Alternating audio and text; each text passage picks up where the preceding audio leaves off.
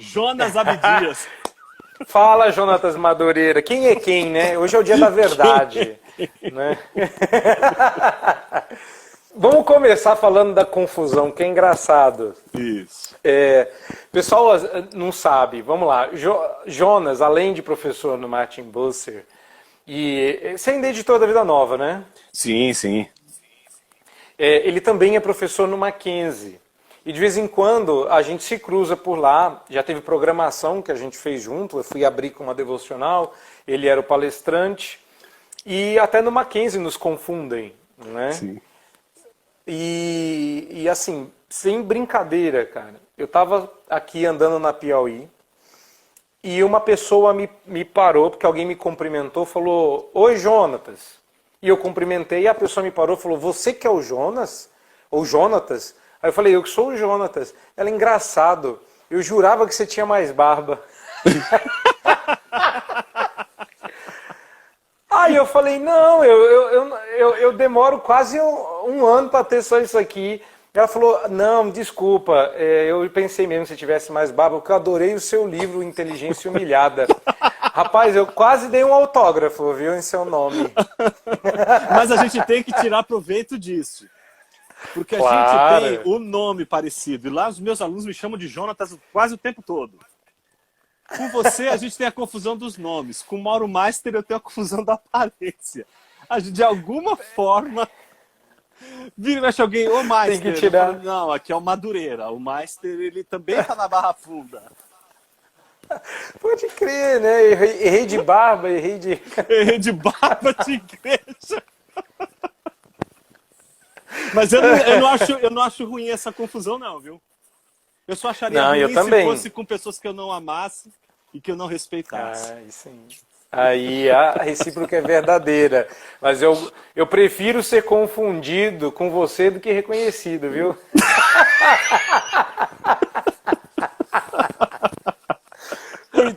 Cara, além de invejar a sua barba, eu vou dizer, invejo o seu livro. Cara, eu tô aqui me deliciando. Para o pessoal que está assistindo, fica a inveja. Eu tenho um livro que não só foi dado como autografado pelo Jonas, e eu queria começar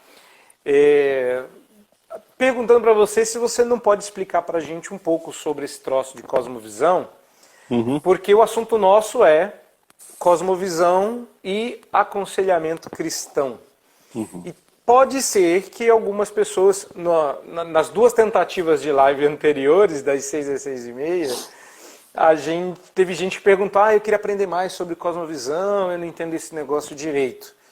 E como tu é um dos mestres do assunto, vamos que vamos. O que você diz para nós aí? Bom, Jonatas, o conceito de cosmovisão, ele não é um conceito, em primeiro lugar, bíblico em termos de a gente tirar ele das escrituras, né? Então, a primeira coisa que a gente precisa saber é que é um conceito que tem um pedigree, tem uma origem. Essa origem remete à Alemanha do século XIX, certo? Sobretudo seus desenvolvimentos, seus desdobramentos no romantismo alemão, que é a grande força da palavra, e a força do conceito da própria teoria da cosmovisão. Ela começa a palavra com Kant. Kant usa pela primeira vez essa palavra na Crítica da Faculdade de Julgar. É uma das críticas de Kant dedicada à estética. Ele está preocupado com o juízo do gosto e quer fazer distinções precisas entre percepção interna, percepção externa, e o elemento que é cultural e que determina as percepções, etc. Mas ele não dá muita bola para esse termo que ele mesmo cunha nos estudos de filologia alemã, né, que você busca aí a origem das palavras, etc. A primeira origem e uso é de Kant, então pressupõe-se que ele mesmo tenha cunhado esse termo. Mas é com os românticos que ela vai ganhar força. E pensa, os românticos, eu estou pensando naqueles que reagiram contra o racionalismo kantiano também, né? Eu estou pensando em Goethe, eu estou pensando em Schelling, nos dos irmãos Humboldt. Você tem aí um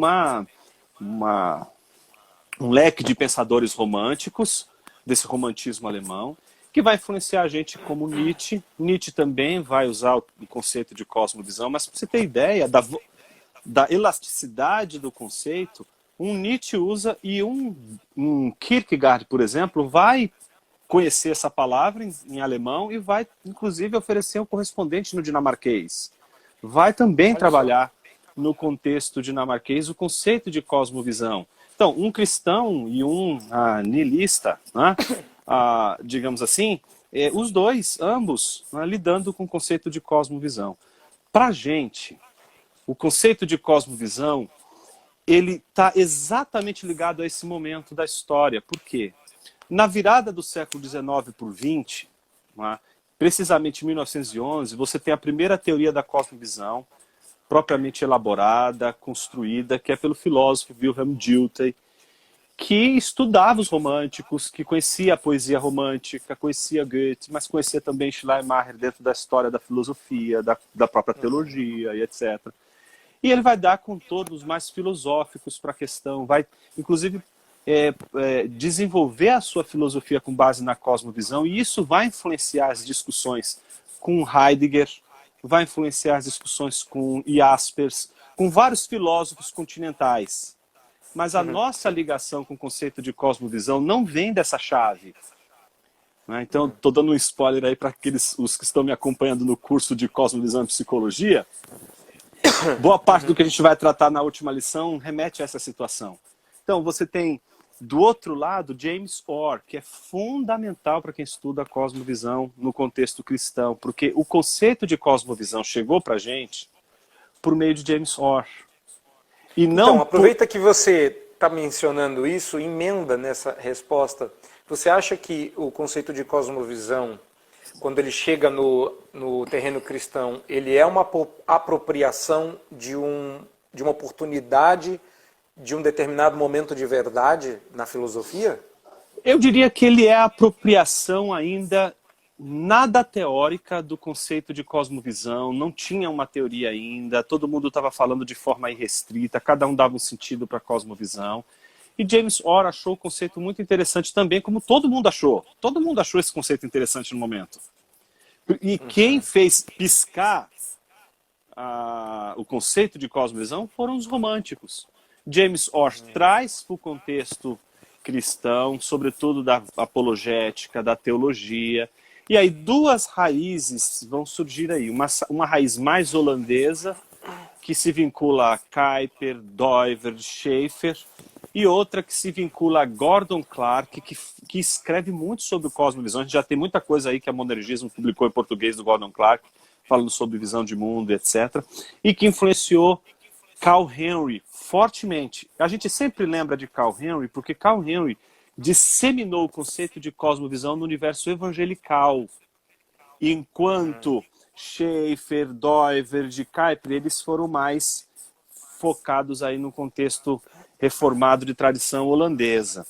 Então, são duas abordagens, tanto é que a gente tem um uso mais em missões, na missiologia, do conceito de cosmovisão antes da apologética entre os evangélicos. Mas entre os reformados, o uso instrumental do conceito de cosmovisão pela apologética foi anterior, foi prévio. Né? É muito interessante essas comparações, porque enquanto essa turma toda está discutindo cosmovisão aqui, acontece o discurso da cosmovisão na universidade. Então é o debate entre Russell e Dilthey, aqueles que são contra e a favor da cosmovisão, e a discussão em torno da cientificidade, o que é ciência e etc. Essa é uma discussão que está acontecendo no contexto universitário, mas que essa turma aqui já descolou dessa discussão. Essa discussão tomou outros contornos, ganhou vida própria.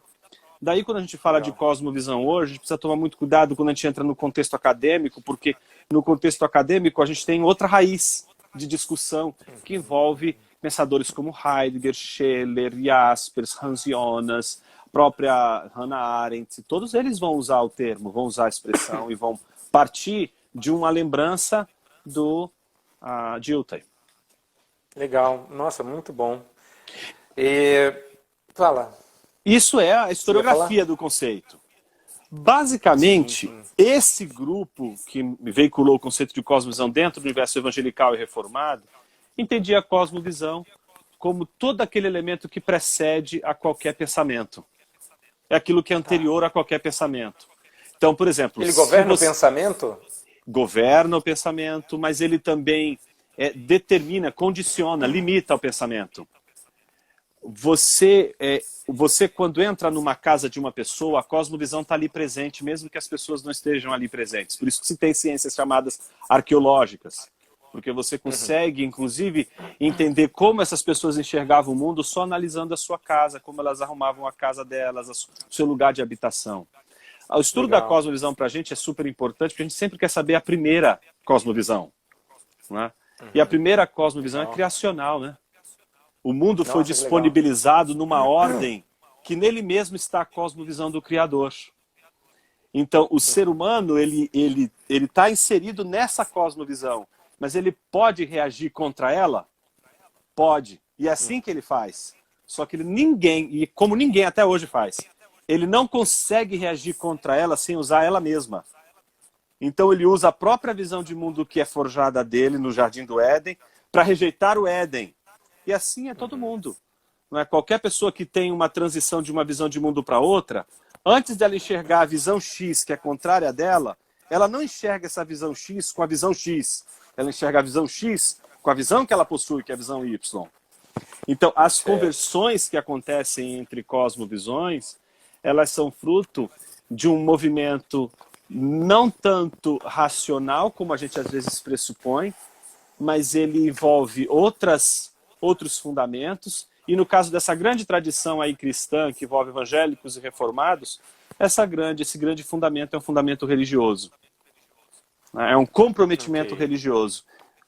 Seja com Deus, seja com ídolo. Fundamental do coração. Fundamental do coração. Exatamente. Eu esqueci de avisar que desde que você começou a responder, eu cortei os comentários para a gente poder fluir no bate-papo. E no final, se a gente conseguir abrir para o pessoal perguntar, eu tenho até medo, porque hoje eu acho que vão perguntar bastante. Jonas, eu queria começar pontuando algumas coisas que eu acho que talvez a galera não saiba, que são pontos em comum entre a sua proposta, mormente no Inteligência Humilhada, e a proposta do aconselhamento redentivo. Sim. Você tem um capítulo sobre autoconhecimento, muito legal, e você faz algumas, inclusive usar a palavra referência é engraçada, porque nós usamos muito o conceito de teorreferência. Isso. E você começa o capítulo se referindo a essa referência eterna em Deus. E isso é um ponto em comum que as pessoas às vezes não entendem. Quer trabalhar um pouquinho esse tema? Sim, eu sou devedor enorme ao Lau e, sobretudo, ao Davi, que é quem fez o conceito de teorreferência também ser usado pelo pai. É verdade, é verdade. Tem muita gente que não sabe. Tem muita gente que não sabe disso. Que o conceito de teorreferência vem do filho. Exato. E o Lau. E eu acho essa analogia linda. Apropria. Eu acho essa analogia linda, ela é bíblica. Ela é bacana, é verdade. O filho serve o pai. Não só serve o pai, como ele media a relação. Não é? Pois é. Boa, bem colocado. Então, esse capítulo, antes de eu trabalhar a gramática bíblica, porque por isso que eu acho que é uma coisa importante ali, a gente precisa de uma gramática bíblica da antropologia para a gente não cair em antropologias secularizadas. Mas esse era o meu segundo ponto. Só que antes disso... Fala, vai. Não, mas é porque você adiantou aí muito bem colocado. A antropologia do aconselhamento redentivo, ela não é simples. E tem muita gente que reclama, ela é muito complexa, ela é muito larga, ela é muito ampla. Mas eu acho que é nesse capítulo, sim, que você começa a falar sobre a importância de considerar o homem quadrilateralmente. Isso. E aí, se você puder juntar as duas coisas, Não, é isso conceder mesmo. até a referência à antropologia. Eu acho que esse é o casamento perfeito da antropologia bíblica, tal como a gente encontra, né? Primeiro, porque Deus faz o homem para si mesmo. Isso a gente vem falando no livro desde o início, desde o primeiro capítulo, quando a gente usa Agostinho para falar do homem como uma flecha que foi lançada por Deus para atingir um alvo, que é o próprio Deus. Então, quando o homem acerta qualquer coisa que não seja Deus, ele não acerta o alvo, ele acerta uma coisa, mas não o alvo. Então, o alvo é um só, é Deus. Então, se ele não repousa em Deus e repousou em qualquer outra coisa, ele está quebrando a estrutura da sua natureza dependente de Deus. Mas não é só dependente de Deus o ser humano. As coisas que existem no mundo, elas não subsistem por si, elas subsistem em relação a Deus. Elas estão teleologicamente e fundamentalmente entrelaçadas a Deus, referendadas a Deus. Elas são referentes e só encontram repouso quando atingem o alvo em Deus. Só que, ao mesmo tempo, a gente lida com uma antropologia quebrada. A modernidade quebrou. Porque mesmo quando você vai para a Idade Média ou para a Idade Antiga, Jonatas, você nunca vai ouvir o homem dividido em duas substâncias. O que é o ser humano? Uma substância. Uma substância e ponto. E aí ele é uma substância corpórea e racional. Descartes, ele vai fazer o homem duas substâncias. A substância que pensa e a substância corpórea. São duas res, vamos dizer assim, né? São duas coisas. Isso é muito diferente. São dois entes, né? São dois, exato. Você quebrou, o ser humano é quebrado na modernidade. E então, o que a gente tentou mostrar com essa representação quadrilateral, como você notou aí, foi, em primeiro lugar, mostrar a complexidade do texto bíblico. Em primeiro lugar, mostrando que a gente tem que tomar cuidado quando a gente vai falar do homem e a gente usa as palavras alma e corpo, e aí a gente pode comprar essa semântica moderna, e aí a gente perdeu o texto de vista, e perder, sobretudo, a definição bíblica de homem, porque é isso que a gente propõe ali, uma definição bíblica de homem que começa, em primeiro lugar, chamando a atenção para o fato de que o homem deve ser definido inicialmente como um ser litúrgico. É isso que a gente diz exatamente nesse primeiro capítulo, que o homem ele é definido não como uma coisa que pensa, nem uma coisa que sente, mas é uma coisa que cultua, que adora. E não importa qual seja o contexto, ele vai sempre adorar. Só que ele vai ter dois pares de luta, porque são quadriláteros, mas tem duas tensões. A tensão que a gente tentou mostrar não é entre alma e corpo, que isso é tão grego. Isso é grego demais. Tão grego, né? Tão grego. A tensão bíblica é alma e coração. A tensão bíblica é espírito e carne. Então, o que a gente tentou mostrar foi onde está a real luta que a Bíblia identifica no ser humano. Ela não vê uma luta entre alma e corpo, porque não são dois inimigos. Deus não fez o homem para ser separado de seu corpo, de sua corporeidade. A Bíblia não nos oferece esse homem quebrado, mas ela oferece uma tensão. O que a modernidade conseguiu enxergar é que há uma tensão, mas ela colocou a tensão no lugar errado. No lugar errado. A tensão é na alma e no coração, no espírito e na carne. E eu acho que essas tensões, elas não podem ser perdidas de vista. Faz sentido, Jonatas? Absolutamente. O aconselhamento redentivo vai usar isso à torto e à direito, porque uma das coisas que a gente rejeita é a divisão. Quando eu conversei com o Lau no começo da semana, eu até fiz essa brincadeira. Se a gente divide o homem, ele morre. Por isso chama morte. E o que Descartes conseguiu apresentar para nós, que aí seria, entre aspas, inédito, mas essa tentativa vem sendo feita há muito tempo, é como dissecar o homem vivo, como abri-lo e mantê-lo aberto e vivo. E isso é péssimo, porque a gente inteiro está envolvido nos problemas que encara, a gente inteiro está experimentando a realidade, e a gente, quando se separa, a gente experimenta a realidade, se a gente pode dizer assim, né? De uma forma que já não é mais vida. A gente morre, né? Então, eu estou dizendo que a gente experimenta porque a gente não cessa de existir. Ou vai existir a presença de Deus eternamente, aguardando, eternamente entre aspas, né? Aguardando a redenção do corpo e da alma para que a gente se junte novamente. Mas eu entendo como você, a gente percebeu o caráter quebrado da nossa experiência e da nossa realidade, mas na tentativa de dizer, saiu igual criança quando fala algo, né? Que ela fala uma palavra certa, mas no contexto errado. Igual quando a minha pequena foi falar que ela não tinha amnésia, e ela falou, a minha irmã mais velha fica dizendo que eu esqueço das coisas, mas eu não tenho a miséria. Né? E era amnésia.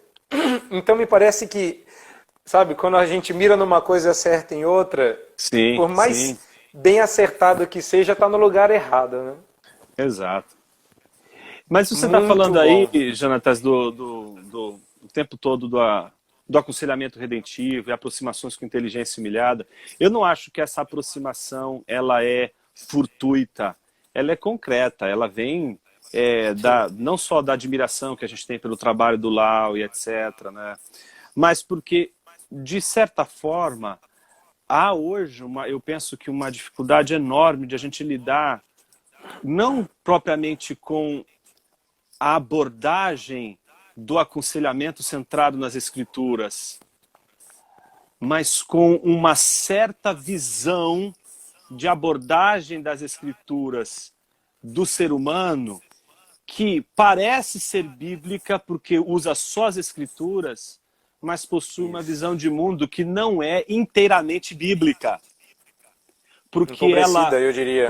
Exato, porque qual é a minha preocupação? Você ter uma visão de mundo que é metade da visão de mundo bíblica e tentar interpretar o homem todo à luz das escrituras, mesmo que você considere todos os aspectos e todos os textos bíblicos, a sua visão ela está fragmentada da própria escritura e não está contemplando todo o conselho de Deus. O que me fez admirar o trabalho do Lau e, sobretudo, o livro dele sobre aconselhamento redentivo, etc., que a gente vive discutindo aqui, eu e minha esposa, com esse livro, é um livro bem interessante, por sinal, é exatamente isso, como você vê ao mesmo tempo a questão não só das escrituras permeando a conversa no sentido filosófico aqui, né? A conversa no sentido das tensões da vida e tanto na conversa consigo mesmo, com o outro e etc.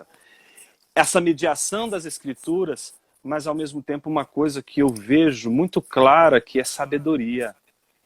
Tem uma coisa que eu acho que nunca pode faltar nessas discussões, que é sabedoria. E me parece que ali tem muita sabedoria. A sabedoria, ela sempre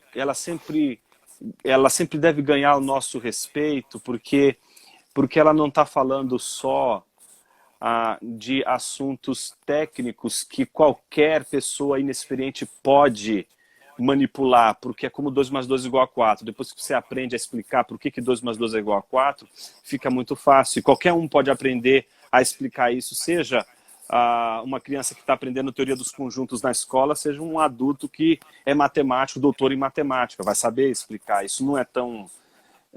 Mas quando se diz respeito às questões da vida e à experiência cristã e à leitura do ser humano, eu acho que a gente precisa da leitura bíblica e a gente precisa de uma coisa chamada prudência, sabedoria. E eu acho que o aconselhamento redentivo, nesses termos, ele tem uma peculiaridade, porque é bíblico, então a primeira coisa importante, ele parte das escrituras, se preocupa com isso, critica esse ser humano quebrado, fissurado, né? E ao mesmo tempo apresenta aquilo que as visões de mundos seculares não conseguem apresentar, que é a redenção. A redenção no debate da natureza humana, ela é muito difícil de ser tratada num ambiente em que a natureza, ela, digamos assim, ela é vista como o objeto mais importante da discussão. Então Sim. você simplesmente, eu vou discutir apenas aquilo que de fato está ao meu alcance. Só que a natureza nunca esteve separada da graça. E todas as vezes que a gente tenta analisar a Excelente. natureza sem a graça, Separado. é como se a gente estivesse tentando analisar, digamos assim,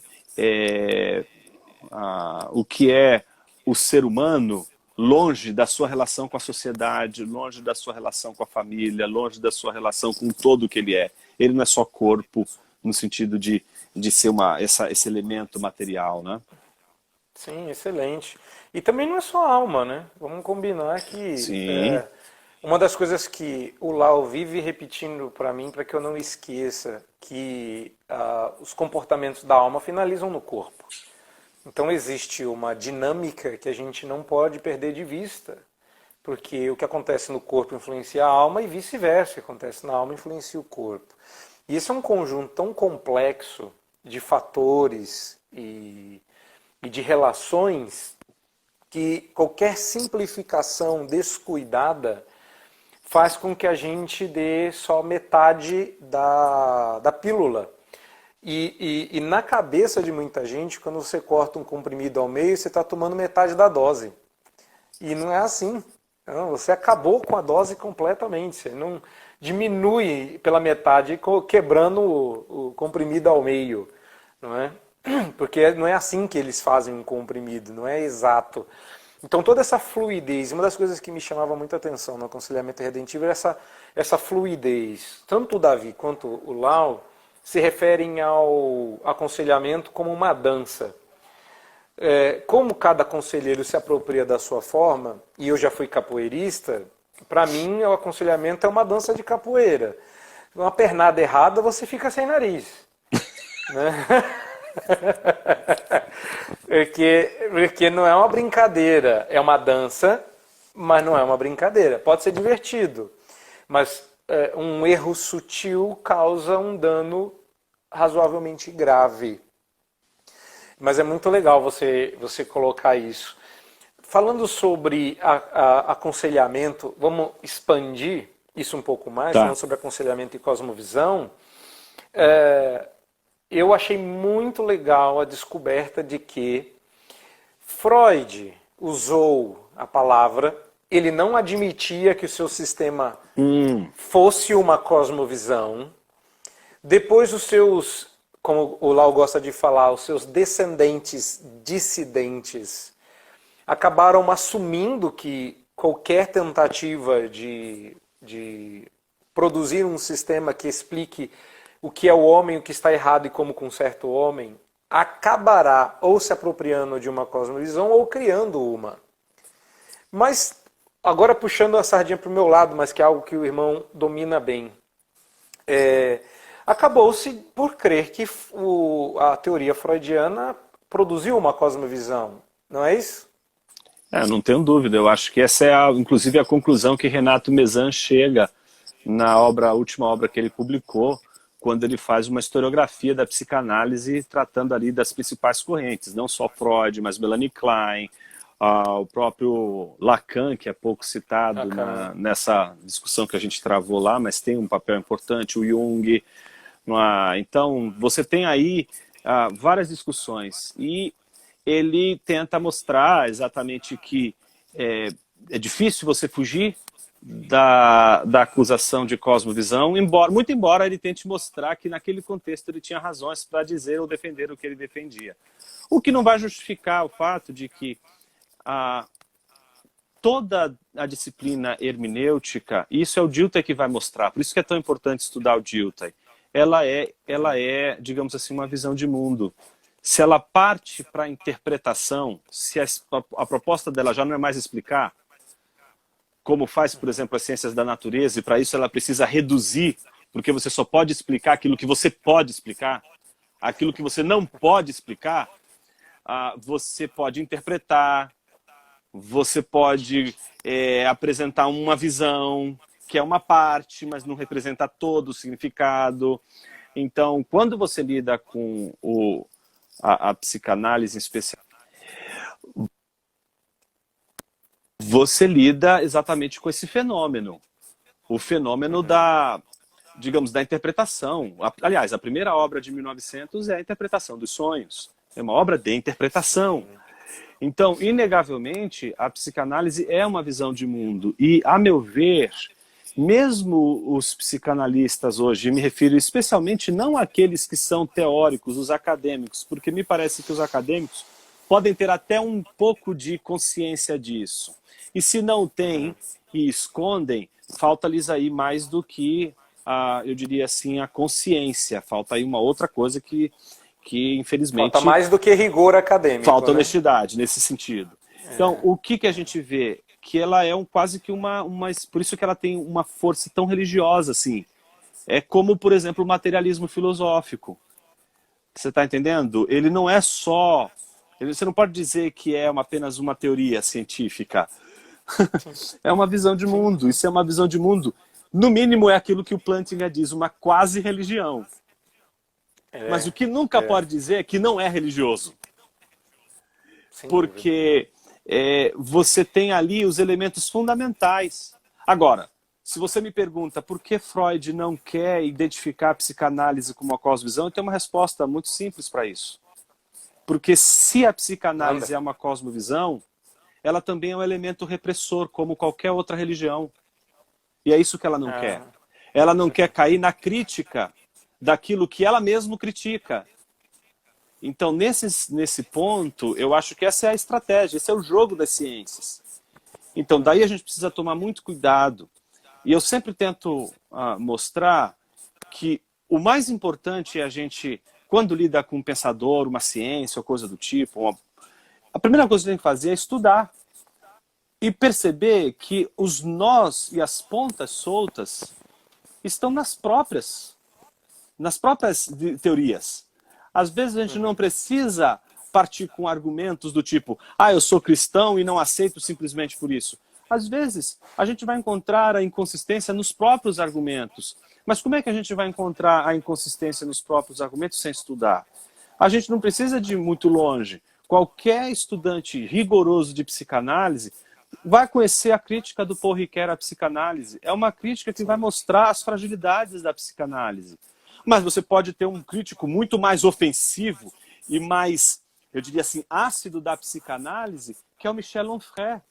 Que os dois, aí, o Ricoeur ele tem uma tradição reformada, mas uma tradição reformada, eu diria, um pouco mais aberta, mais distinta da ortodoxia reformada, mas o Michel Onfray é um niilista, o Michel Onfray ele é um ateu, você está entendendo? E você tem Deleuze e Guattari com a esquizoanálise apresentando críticas à psicanálise, e eles mesmos mostrando os problemas da psicanálise, os problemas de você colocar o indivíduo dentro dessa questão da culpa relacionada ao destino e que coloca o sujeito como alguém que não poderia ser culpado pelas malhas do destino porque ele não pode fugi-lo. Então, você tem várias críticas, vários elementos que podem ser levantados e estudados para perceber não só que a psicanálise é uma cosmovisão, mas que ela tem todos esses elementos, eu diria assim, até mesmo contrários, antitéticos à visão de mundo cristã. Mas eu sempre penso, e aí eu não sei se você concorda ou não, mas eu sempre penso que não dá para a gente fechar qualquer teoria e dizer assim, essa teoria é completamente demoníaca, no sentido de ela ser completamente ausente de qualquer lampejo de graça comum. E aí que eu entendo que há situações em que a gente pode nutrir de determinadas entendimentos e conceitos, mesmo porque nós usamos um conceito que não é bíblico como o de cosmovisão, porque nós mesmos redimimos o conceito de cosmovisão, porque nós mesmos tiramos o conceito de cosmovisão dessa discussão dos cientificistas, dos hermenêuticos, e trouxemos para dentro do nosso contexto e fizemos uma releitura dele, mostramos o quanto esse conceito tem de aspectos positivos, mas a gente também tem os alertas. A gente não pode comprar o conceito de cosmovisão dizendo assim, a salvação da lavoura, ele tem tantos problemas como qualquer outra teoria. Então, nesses termos é que eu entendo que a gente precisa ser capaz de fazer uma análise crítica e sem perder a nossa referência. Glória de Deus, as Escrituras, a fidelidade, o testemunho fiel da Bíblia. Esse eu acho que é o ponto fundamental. Faz sentido? Sim. Absolutamente. Eu já fui acusado, quando migrei para o aconselhamento redentivo, a pessoa, não foi bem uma acusação, foi mais uma ironia. A pessoa disse assim, daqui um pouco vocês vão redimir Freud, só falta redimir o diabo. Nossa. É absurdo. Pois é. O problema é isso. A gente, como disse o reverendo Vadislau, não que a gente queira, ninguém quer ser evolucionista, mas tem muita gente não se importando em ser freudiano. Ok, quando a gente diz isso, a gente não está dizendo que você não deva ler, conhecer. Eu mesmo tenho as obras completas de Freud, consulto vez por outra, porque a percepção de Freud é constrangedora. Né? Ele é muito... ele diz, né, ou disse dele, da sua teoria, que é a teoria profunda, não é? Que ele chegou lá e assim, quando eu em aula brinco, falo se Freud é profundo ou não, eu falo Freud brincou na praia junto com as crianças. Profundidade de mar aberto quem dá é a escritura. Não é? Então, assim, ele ousou talvez ir até a água bater no umbigo? Pode ser, mas ele só mostrou um lado da história. Mas quando a gente fala de redenção dessas coisas, você deu um exemplo muito prático, a gente está falando disso. A gente não comprou o pacote Cosmovisão, trouxe para o cristianismo e falou, gente, é isso aqui que a gente estava falando o tempo todo. Não, a gente disse, olha, isso aqui é um momento de verdade, mas que dito da maneira correta fica mais com a cara disso aqui. Isso. E mesmo isso aqui não é o produto final. Exato, exatamente. Né? Então acho que a gente está na mesma página. Eu entendo. Eu acho que isso para mim é o que me preocupa hoje bastante, Jonatas, porque, por outro lado, me parece que a gente fala da teoria alheia sem conhecê-la. Eu não acho que a gente não deva criticar. Eu acho que Freud merece ser criticado, sim, mas a gente precisa aprender a fazer a crítica justa, a crítica de quem lê, a crítica de quem sabe também enxergar os aspectos positivos, mas sabe enxergar os aspectos incompatíveis. Se você me perguntar se existem teorias que são mais compatíveis ou outras, eu acho que sim. Eu acho que, por exemplo, dificilmente você vai conseguir harmonizar o cristianismo com o materialismo histórico dialético. Eu acho que uma vez que você adota esse materialismo, qualquer que seja, é difícil, porque é como se você estivesse dizendo, olha, eu sou um ateu cristão. Entende? Existe um limite, digamos assim, de redenção. Eu acho que é isso que você quis dizer na sua fala. E esse limite de redenção significa que a redenção ela é adequada a, como, por exemplo, é adequado eu beber água e não beber pedra. Pessoas não bebem pedra. Beber pedra é algo difícil. Você não vai ter condições de beber uma pedra. Por quê? Não dá. Então, existem coisas que podem ser tratadas como que viveram, como, por exemplo, uma folha seca. Mas eu não posso dizer que uma pedra um dia viveu, porque é da natureza da pedra não ser dessa forma, ela é de uma natureza diferente. Então, eu entendo que existem naturezas redimíveis nesse sentido dos pensamentos, das teorias, porque elas têm, digamos assim, o elemento da possibilidade. Eu vou dar um outro exemplo. O que é redimível, né? Você tá falando daquilo que é redimível. Exato. Não é daquilo. Não se trata de redimir qualquer e toda coisa, mas daquilo que é redimível. Claro, por exemplo, Satanás. Satanás, em primeiro lugar, é a boa criação de Deus. Ele não pode ser confundido com o mal, mas ele é a criatura má. Mas ele possui atributos que espelham, inclusive, atributos divinos, como inteligência, como vontade, são coisas boas. Mas ele é mau. E ele pode ser redimido? Não, ele não pode ser redimido. Mas o ser humano pode ser redimido? Pode ser redimido. Então eu entendo que no universo das ciências há sim conceitos redimíveis e há conceitos que não são redimíveis. E eles não são redimíveis porque eles já não são, eles são o contrário de tudo aquilo que a Bíblia está dizendo. Então, é mais ou menos o que o C.S. Lewis diz. Tudo aquilo que a Bíblia diz e todas as outras religiões dizem, ok. O problema está exatamente naquilo que o cristianismo diz uma coisa e todas as religiões dizem o exato oposto. Nesse momento, seja a religião cristã verdadeira e todas as outras falsas.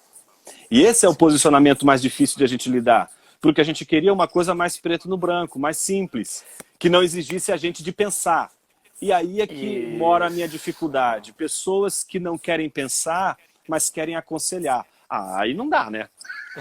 Não dá, não dá. Duas coisas aqui. A primeira delas é que o aconselhamento redentivo não está nos livros, mas foi algo que eu mapeei no meu trabalho, é que ele opera com um eixo tríplice. E a gente não gosta disso. Quando a gente pensa em alavanca, a gente pensa em eixo único. Duplo, a gente pensa já em cambagem. Triplo não faz sentido. Mas a gente precisa, porque a apropriação ela acontece sobre o eixo da criação. Essa antítese ela é necessária por causa da queda. E aí a gente não vai redimir tudo, porque há aspectos da queda que ficarão para trás. Eles são anticriacionais. Isso. Então, e muita gente para aí. Entendeu? A gente fala da presença da graça comum, criação, fala da necessidade de antítese, queda. Mas fala-se pouco de redenção, que é o resgate daquilo que está cativo sob a queda, de volta para o propósito original divino, recalibrado na pessoa e obra de Jesus. Faz sentido isso para você? Faz muito sentido, faz total sentido. Eu acho que é aí que mora a nossa maior dificuldade, porque como a gente precisa entender a redenção, em primeiro lugar, cósmica e estabelecida pelo Rei do Cosmo, que é Cristo, e o uso teológico que a gente faz do redentivo para dizer respeito a todo pensamento que considera o cosmo à luz do seu rei.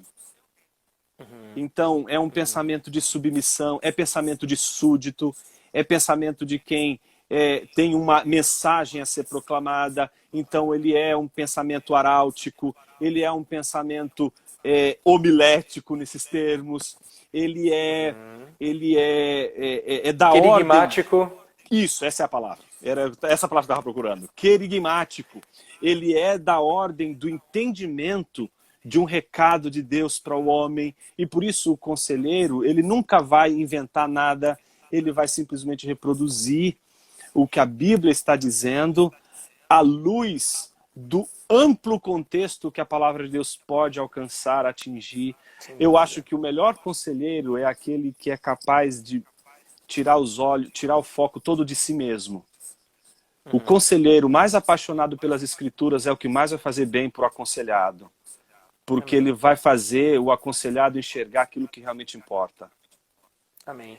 E eu acho que e outra coisa do aconselhamento redentivo que eu acho lindo do Lau, e eu acho que esse é um pouco da sua fala, transpareceu agora, né? Que o conselheiro não é alguém, não é um sacerdócio, não é mais uma vez voltar a Ecclesia Docens e Ecclesia Discens, um magistério, não é representando e os representados. Não, eu sou um fissurado, eu sou um quebrado, eu sou alguém que luta contra a idolatria e junto com você eu estou olhando para as escrituras e procurando nela aquilo que a gente precisa para vencer esse nosso ímpeto por um ídolo. Então, se a idolatria fosse só um problema dos pagãos, a gente não teria isso num mandamento entregue só para o povo da aliança, né? Exato, é uma coisa que a gente esquece. Aliás, você tocou num ponto interessante, e que seria o meu segundo ponto. O Felipe Fontes definiu muito bem que aconselhamento acaba sendo uma busca pelos pressupostos da pessoa, por alcançar a cosmovisão dessa pessoa e transformá-la. Bom, se isso é verdade, então eu acho que não errei quando disse no meu texto que pessoas têm problemas de saúde psíquica basicamente porque não estão conscientes das suas cosmopatias. Ou seja, eu tenho uma cosmovisão deficitária e ela precisa ser... Se a gente fosse apropriar do termo, né? já fazendo uma apropriação, mas se a minha cosmovisão não é cristã, se a gente pode utilizar assim o termo, então eu tenho uma qualquer outra cosmovisão, e qualquer outra ela está torta, ela está fora da referência, ela está desalinhada. Você, como eu assisti trechos da, não assisti tudo porque da live, tá lá nos meus favoritos, sabe aquele assistir mais tarde? Que foi essa conversa sobre jazz, e eu fiquei feliz de saber que a gente tem isso também em comum, né? Você também curte jazz. Isso não vai ajudar, né? Porque Jonas e Jonatas gostar de jazz é muito jota para pouca conversa. Mas uma coisa é contratempo, outra é desafinado. Opa, com certeza, com certeza. Entendeu? Entende? E cosmovisão não telreferente é desafinado. Exato. Uma coisa a gente pode ter tempos diferentes. Então. Feeling. Outra coisa Feeling. é você buscar uma atenção que é uma nota errada, né? Então, quando alguém canta... exige uma sensibilidade tremenda. E até a nota errada faz sentido numa música como se você disser que eu desafino, amor. Ó, como faz todo sentido. Faz. Quando você sabe, até a nota, aquela nota de tensão, ela é colocada no lugar certinho. Né? Sim, faz sentido dentro do sistema, né? Faz. Muito legal. Então, nosso tempo está quase no limite. Você tinha dito que tinha 18 perguntas para fazer. Deixei para abrir para suas perguntas no fim, para você não fazer todas elas, viu? Não, eu tenho uma pergunta. Uma pergunta que ela é muito pessoal, porque é uma pergunta que sempre me fazem. Ela, na verdade, ela pode ter dois lados aí, mas eu acho que ela vai ser... Ela é importante porque eu acho que você já devem ter perguntado isso para você e coisas do tipo, que é a seguinte. Qual é a diferença entre aconselhamento redentivo e aconselhamento bíblico? Esse é quase que é sempre. E parece que o aconselhamento bíblico ele também está ambíguo, porque parece que tem um aconselhamento bíblico de um jeito, um aconselhamento bíblico de outro jeito, enfim. Bom, isso é um problema seu. E o segundo problema é por exemplo, um psicólogo cristão que começou a ler sobre o que você está falando, lá, está escrevendo, começa a se encantar. Ele precisa abandonar a psicologia para adotar ou para aplicar o aconselhamento redentivo? Como que ele fica nesse mundo, nesse limbo entre a psicologia secularizada que ele não quer, que ele já começou a suspeitar dos seus problemas e diz assim, não, isso aqui não faz sentido, entrou lá no canal do Instagram do CRP e viu, não, isso aqui não me representa, e aí fala, mas eu também quero entender esse lado do aconselhamento redentivo, será que dá para aplicar ou não? O que você acha? Legal. Não, a primeira pergunta eu estou respondendo desde segunda, eu respiro e respondo, eu não expiro, eu respondo. Em miúdos, cara, existe um movimento, e a gente pode chamar de aconselhamento bíblico, mas existe a escola. E confundir os dois, e eu às vezes acho que isso é um pouco proposital, para você confundir. Entendi. Pelo menos identificar uma coisa com a outra. Ora, o reformador do aconselhamento do século XX em diante é inequivocamente o Dr. J. Adams. J. Adams. Tá? Agora, dizer que qualquer outra proposta cristã, reformada, pressuposicional, não seja tão bíblico porque não tem esse nome, é um equívoco de conhecimento histórico. Porque o J. Adams nunca achou justo chamar a escola dele de bíblica. Tanto é que ele batizou de noutética. Você tendo um lá que foi aluno dele, ele sacou o drama. Eu não posso. Todo mundo é bíblico porque todo mundo trabalha com o mesmo livro. E aí ele deu o nome de redentivo porque ele tinha outros ímpetos, não é? Dialogando aí mais com essa tradição reformada holandesa que você falou, ele deu o nome dele. Assim como, vamos fazer uma analogia rápida, né? Você tem o L'Abri e você tem o refúgio. Se você for traduzir, é a mesma coisa. Mas tem ênfases, nuances diferentes. Então, eu diria que é por aí. A diferença básica é que a gente tem uma visão, o aconselhamento redentivo, tem uma visão mais amigável da psicologia, porque ele tem uma visão redentiva em direção a ela. A antropologia nossa é diferente, ela tem inputs doyeverdianos muito importantes. Legal. Mas não só isso, porque se você que conhece o livro do Lau sabe que ele faz diálogos muito amplos, puxando até um cara inusitado como Michael Polanyi para discussão, fazendo ele dizer coisas que você fala, meu Deus, a gente fica até com a impressão que Polanyi é crente, porque ele está tão dobrado ali. E eu diria também que a gente descobriu mais usos das escrituras, a gente tem um uso mais polivalente das escrituras. Para não ficar sem responder a sua pergunta por conta do tempo e arriscar, eu vou responder assim. Um psicólogo cristão devia abandonar a psicologia? Essa pergunta tem duas formas de responder, sendo bem rápido. A primeira delas é, você está falando o quê quando fala psicologia? Você está falando da profissão? Você está falando de clinicar? Porque se for... Então, mas ainda assim tem dois níveis. Se for clinicar, você tem um problema, não é comigo nem com o aconselhamento redentivo, você tem um problema com o CRP. Você tem problema com o órgão que governa e já deixou bem claro que teorias cristãs não podem ser usadas. Nós temos no Brasil gente que pratica a psicologia e que não pratica a psicologia cristã no seu gabinete, mas que professa o cristianismo e que está sendo processado por aquilo que não faz. Eu já tive a oportunidade de debater com essa pessoa, inclusive dando a destra de irmandade, mas eu gentilmente tentei chamar a atenção dela dizendo, você devia estar sofrendo por justa causa. Você está sofrendo de maneira injusta porque pecou, porque você devia usar o cristianismo. Então acho que, mais do que nunca, são esses profissionais que têm que lutar pelo direito de usar uma psicologia cristã.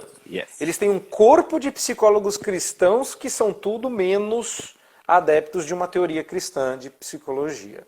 Então eu não diria. Agora, se você está chamando de... Já que abandonar a psicologia aqui não significa abandonar os teóricos psicólogos, porque essa resposta teria que ser sim, porque qualquer concordância 100% com o homem é em alguma porcentagem discordar de Deus. Certo? Claro. Então, abandonar nesse sentido não é abandonar. Assim, a gente chama isso na igreja de conversão, né? A gente se converte a Deus. Mas eu não acho que alguém deva abandonar a profissão se isso significa atuar em outras áreas da psicologia. Agora, clinicar vai ser um problema. Clinicar vai ser um problema. Eu não acho que ela deva abandonar. Hoje em dia, aí nesse ponto eu penso como Lau, se for um problema clinicar e não houver espaço para isso, e é para isso que eu estou trabalhando e lutando, cara, cada igreja devia ter um espaço para esse profissional clinicar. Você não concorda comigo? Absolutamente. Absolutamente. Pois é. Eu e o Lau estamos trabalhando para que a gente produza um curso que permita que pessoas atendam na igreja. Eu sonho, sabe aquela coisa Martin Luther King? Eu tive um sonho e o meu sonho é que do lado de toda a igreja tenha um centro de aconselhamento. Porque o ambiente eclesiástico poderia ser o abrigo para esse psicólogo que foi impedido de fazer. Veja bem, eu acho que esse é o ponto que você queria fazer lá atrás, tentando ver uma das diferenças, e essa é uma. Enquanto um proíbe que o cara continue nessa profissão, o que a gente entende é que essa pessoa está impedida de exercer a melhor psicologia que existe. Entende? Ela tem que fazer psicologia ruim se ela quiser ser um profissional da área. Ou seja, ela tem que se submeter a uma teoria como a gente criticou só essa, então vou refazer uma referência só a essa. A gente criticou a teoria freudiana.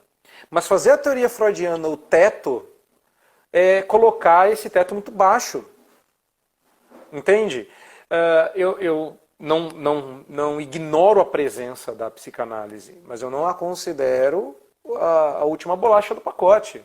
Ela não é o teto. Uhum. Não, e o pior, tem propostas seculares melhores do que a de Freud. Tá? O ponto é, eu escolher entre, eu ir pro lixão do mundo, tentando discernir o que há para comer, ou, que não é só isso, ou me sentar à mesa de Nabucodonosor para discernir o que eu posso comer, não são as melhores propostas. Isso para mim soa, como eu chamo, de a escolha de Josué, porque não é uma escolha real. Escolher hoje a quem servisse os deuses do Egito ou os deuses de Canaã não é escolha real. Uhum. A escolha real é quando você tem a possibilidade de escolher por Deus. E às vezes eu sinto falta disso na permissão de um psicólogo de clinicar. Uhum. Você quer... Conheço, eu acho que você também conhece Viktor Frankl. Sim, Viktor sim. Frankl não é também o redentor da situação.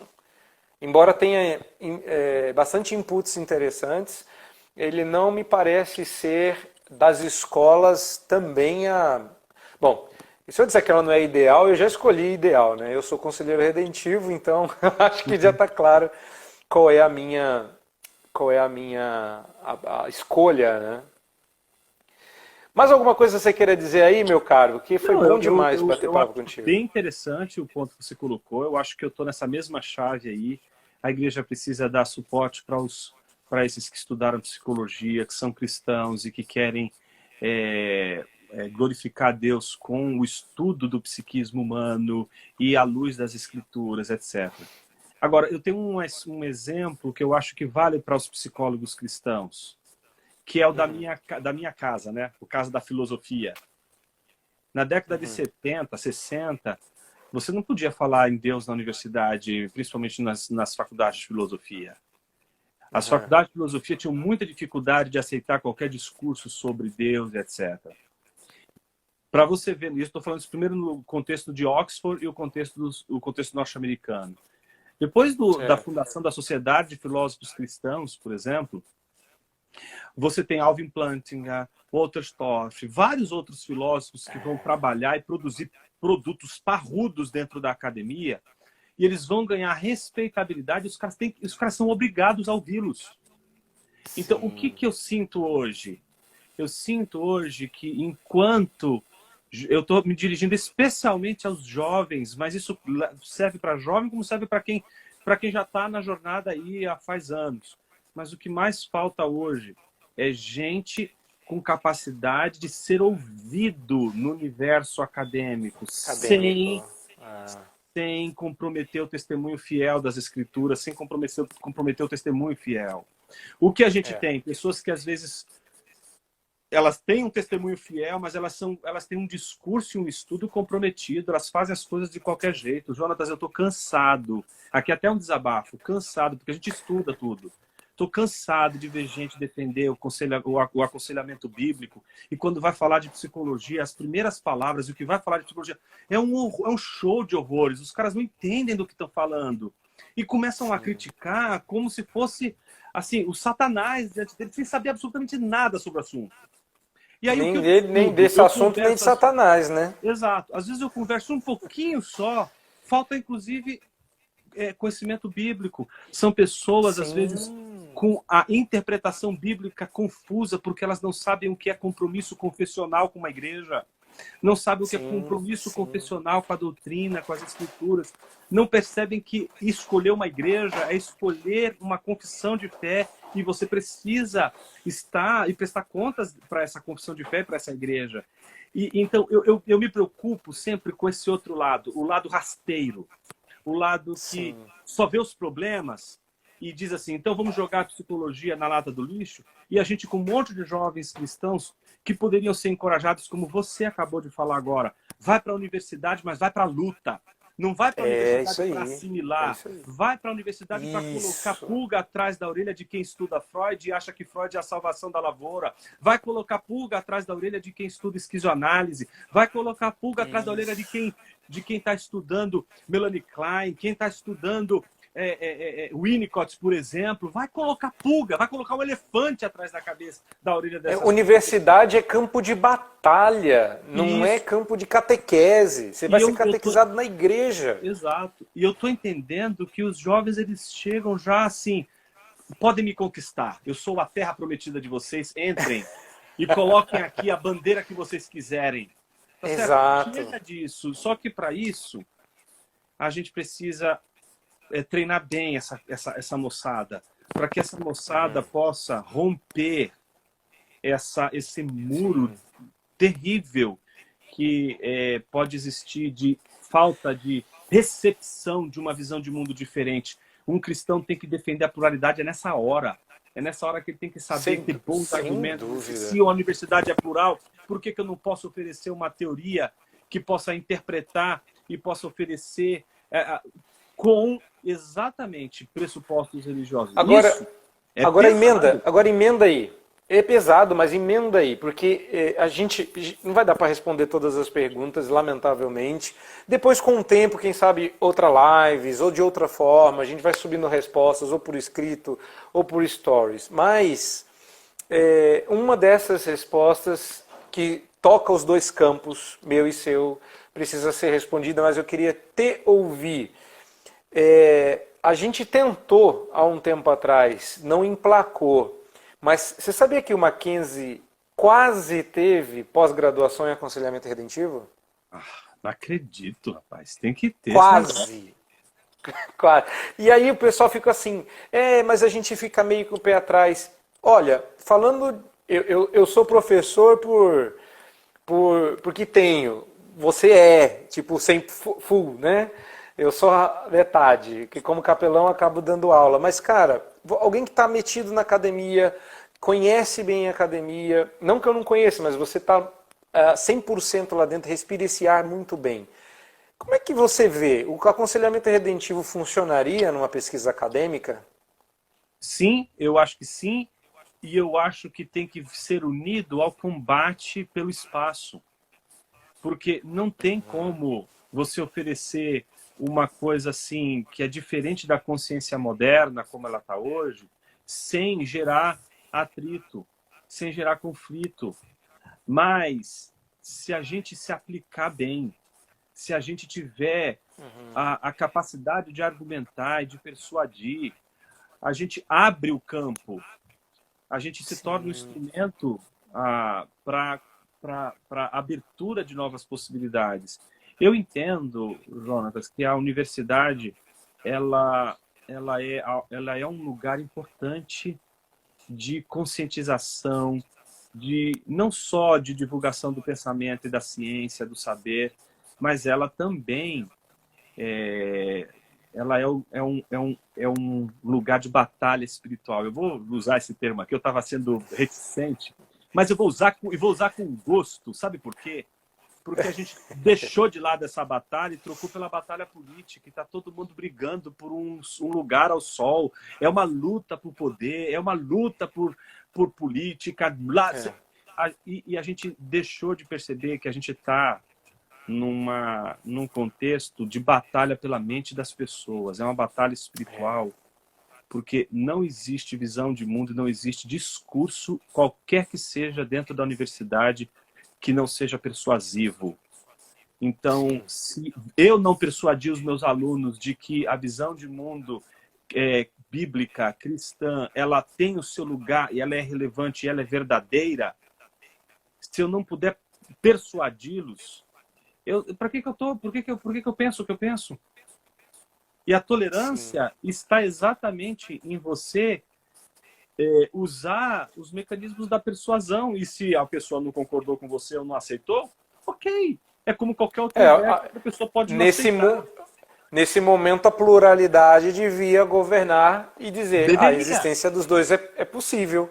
Né? Daí é que eu acho que a gente precisa quebrar essa pedra com eficiência, com excelência, com sacrifício. Essa é eu penso que a grande verdade, o integracionismo, ele falha nisso. Porque o integracionismo, ele se vende. ele não paga o preço. E a gente está precisando Não, pagar ele se o vende. preço. Agora Ele baixa a é a hora cabeça. de chegar e... Cara, você vai passar vergonha? Qual é o problema de passar vergonha, de tirarem sarro da sua cara? Depois que você vê Cristo sangrando na cruz, como Paulo diz aos Gálatas, que apareceu, né? Ao Cristo que foi crucificado diante dos vossos olhos. Então, todo aquele que ouviu a verdade do Evangelho, de alguma forma viu Cristo sangrando diante de si, não vai ter vergonha do seu Cristo em nenhuma hipótese. Não pode ter. Não. Então, aí é que eu acho que a gente tem que ter... Isso vem com confiança no trabalho certo. E aí, Jonatas, eu acho que é o nosso papel. Os pastores esclarecidos, os pastores que sabem dessas dificuldades. Ele tem que distinguir entre o trabalho que a gente vai fazer de aconselhamento bíblico da membresia e a formação de conselheiros, de gente que vai entrar nessa batalha, que vai entrar nessa guerra. Tem gente que simplesmente diz, essa batalha, ela... Calma que travou, ele vai voltar. Calma. Vocês já sabem a regra. Quando fica bom... Travou, calma. Quando fica bom, Satanás morde o fio. Essa é a regra. Você Tá me empolga, vendo aí, Satanás vai... Agora sim.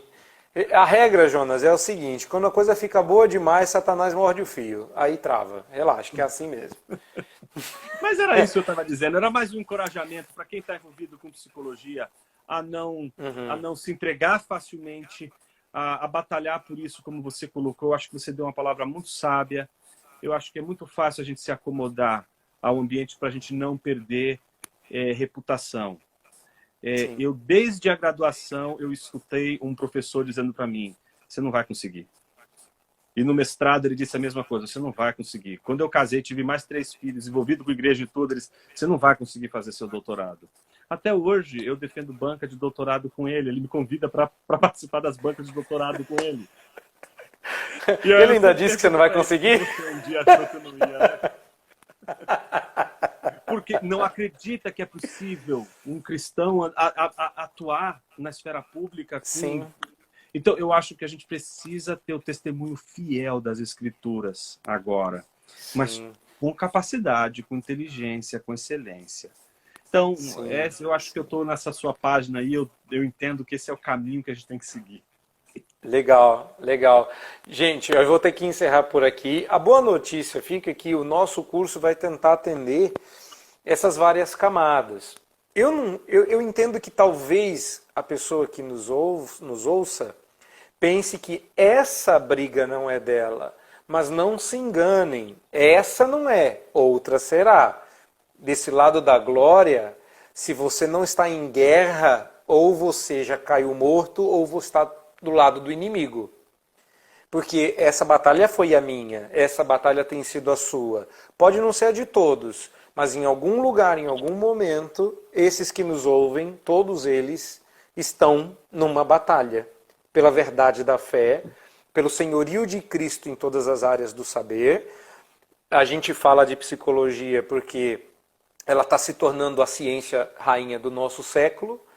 Ela, né, já foi o tempo da teologia, foi o tempo da filosofia, hoje está surgindo a psicologia. Mas olha, a gente sabe que esses movimentos são passageiros, né? E nenhum deles é absoluto, nenhum deles reina soberano, né? Só tem um que faz isso, e o nome dele é Deus. Cara, brigadão, obrigado pela sua presença aqui. A gente faz uma outra, viu, para dar continuidade, porque subiu tanta pergunta bacana, mas não vai dar tempo da gente responder. Eu tinha mais 17 Tá para fazer, mas você foi mandrake comigo?